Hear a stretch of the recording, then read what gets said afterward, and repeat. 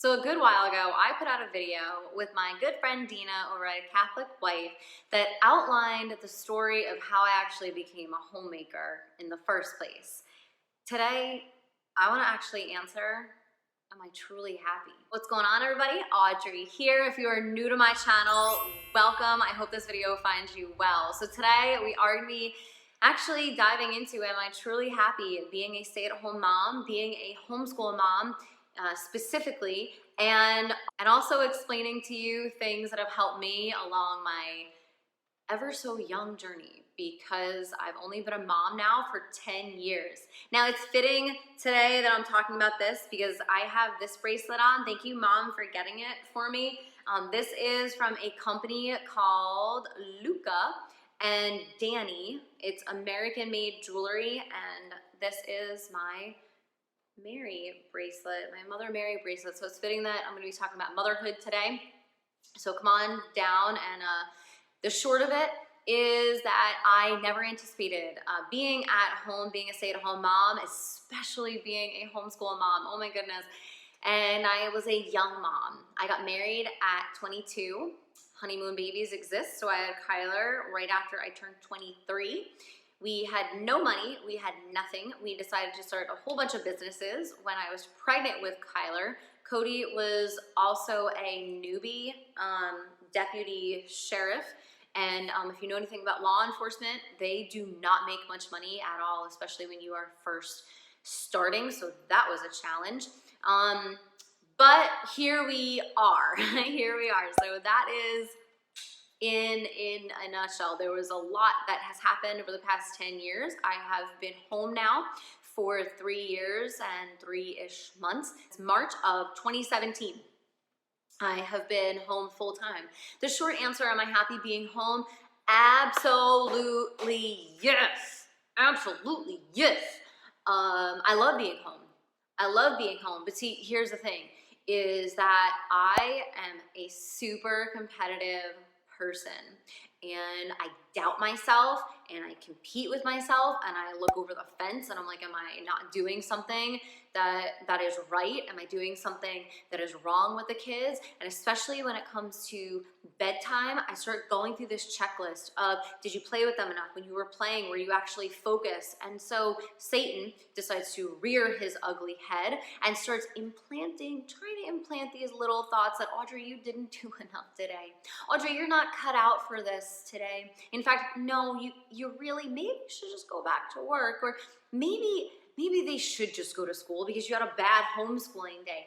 And so all of these negative thoughts start to creep up, and they have over the past couple of years at times, and it's gotten ugly and it's gotten brutal. And if I am the only person in the world who feels like this, well, then you can just turn this video off right now and let me know your killer secret and how you are killing it in the world. Yeah, do share, because I'd love to learn. Okay, so those are the moments when I start to feel like, Audrey, you're not worth it. You are not worth it to stay home because you're not doing enough for them. Or how about that time, oh, I think I had posted this a good while back, but I was on the phone with my dad. God bless him, I love my dad. And he's so funny. So we're on the phone, and I forget what we were talking about at first, and I started saying, Dad, you know, I just don't feel like I'm doing enough with the kids, and maybe I should put Kyler in this. And I started thinking about what Mom did here, and I started thinking about this and this and all, you know, recollecting back. My dad was saying, and he waited for that break, and he said, okay, Audrey, but now don't forget about the elephant in the room. I mean, you are homeschooling after all. And it's those little sudden comments that then come and like slap me upside the head. I call them God's 2x4 moments, because they really wake you up. And so when you have those self-doubt feelings of, am I worth it to be a stay-at-home mom? Am I actually doing, am I doing the right thing? Or you have these kookadoo articles that start coming out saying that homeschool moms are damaging their children. Please, No, no, no, no, no. Let's get the record straight.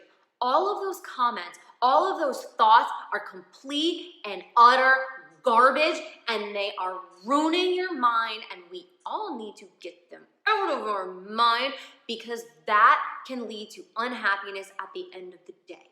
It's crap. All of those negative thoughts of maybe you should have done this, and you could have done that, and you should have been here, and Audrey, what, you should have played with them this way today, and maybe, maybe. And I will tell you what an amazing priest told me, a wonderful friar told me, is that he said that those woulda, coulda, shouldas are actually vices. And I was like, wow. Because that can lead to our unhappiness in motherhood, because then we are not focusing on the actual tasks at hand. We're focusing on the past stuff that probably wasn't even bad to begin with, but Satan starts rearing his ugly head inside and starts being like, hold on a second. No, there is a total difference between God convicting us and Satan just being the jerk that he is, right?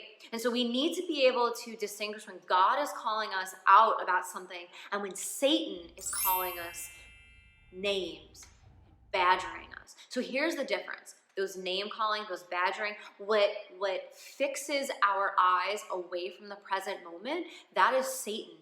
What realigns us and refocuses us and what calls us back to our vocation and brings us back to that joy that we have, that is God. God is a loving Father. You know what I picture when I start to like kind of zone out? I picture, you've seen the picture of the hands. I'm gonna try and find it. The hands that are like this of God, and the world, like he's got the whole world in his hands, right? Okay, I picture a giant hand, like the giant hand of God, the almighty God, when I am losing focus and when I'm starting to feel like, Audrey, you're not doing right. And so then I start feeling like crap as a mom. I picture this gentle hand, like, no,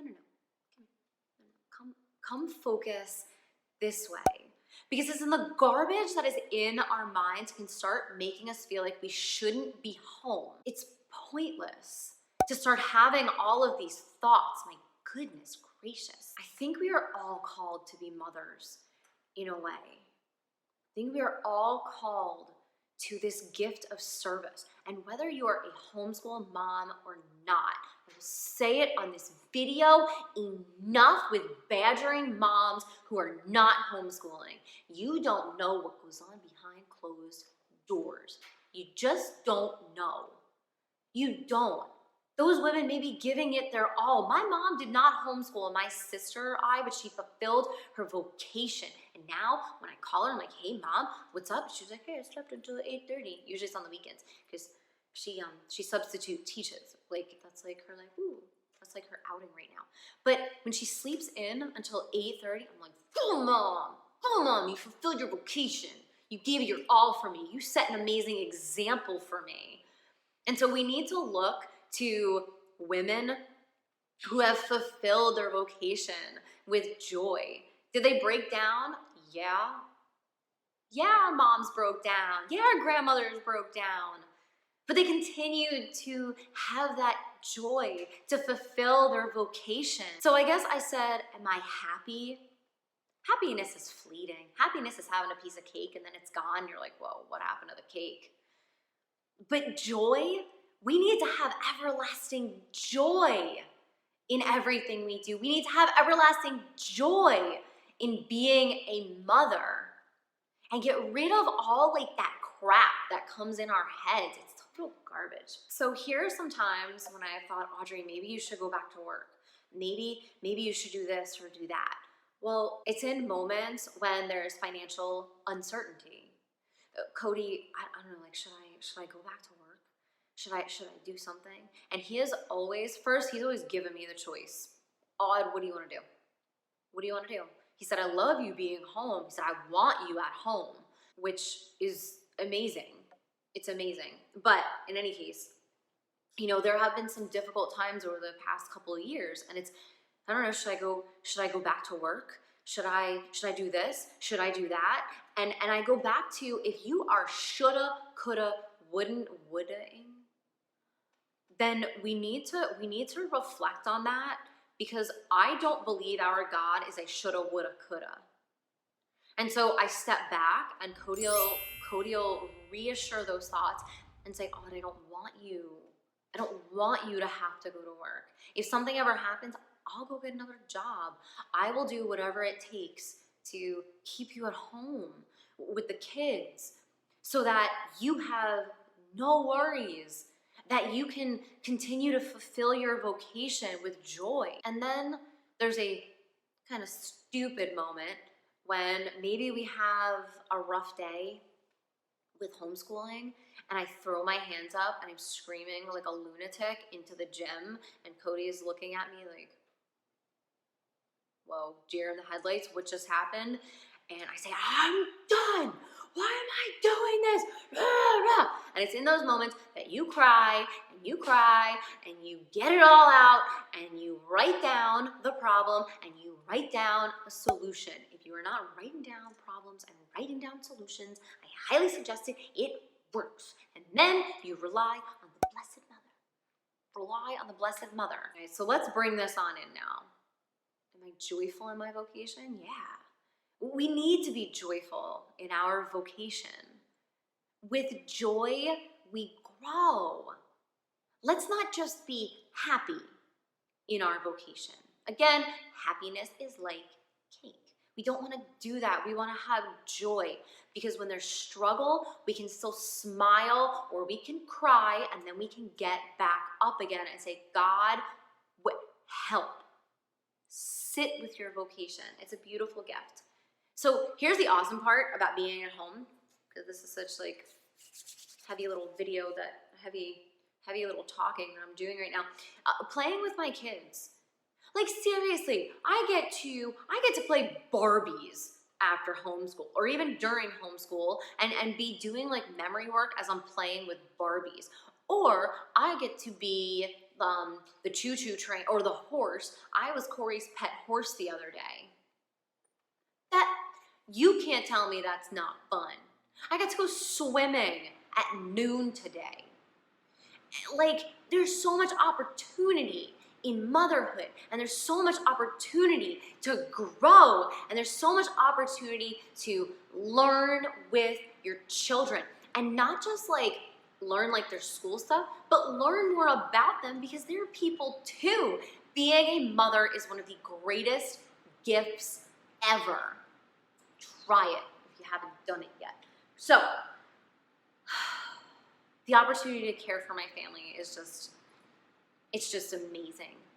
It's amazing. I love providing a squeaky clean home for them. I love doing their laundry, those little tiny shorts that Corey has, or those ever-growing bigger shorts that Kyler has, because she's going to be 10 this year.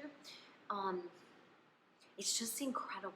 It's an incredible experience, because it's the job that continuously changes. Like, it's ever evolving. And if there's ever a job that you get, every year, like, you get evaluated and you get like a bonus, there's always bonuses to motherhood. So, all right, rely on the Blessed Mother. Pray for your vocation as a mother. And in all of like the junk that may happen during the day, laugh it off. Go read 1 Thessalonians about praying unceasingly. I'm going to talk about it more in the following video, which is 5 tips for being a better homemaker. So I'm going to talk about that in the next video. So make sure you tap that subscribe button, tap that notification bell. I want to know in the comments what the best part of being a homemaker is, what the best part of being a stay-at-home mom is. Let me know in the comments. I want to chat about it. Just everything, man. Everything is just such a flippin' joy. Like, you get to grow with your kids. You know, you grow as a person. You can track it, there's data. I mean, it's really cool. All right, if I can pray for you in any way, let me know. I will catch you in the next video on 5 tips for being a better homemaker. Hey everybody, just want to say thank you so much for joining me again. Remember, check out those recommended videos over here, and don't forget, tap that subscribe button right down here so that you can become part of my community. Tap that notification bell, send me a message, leave me a comment below, and let me know how you're doing, how everything's going. I will catch up with you next time. Bye.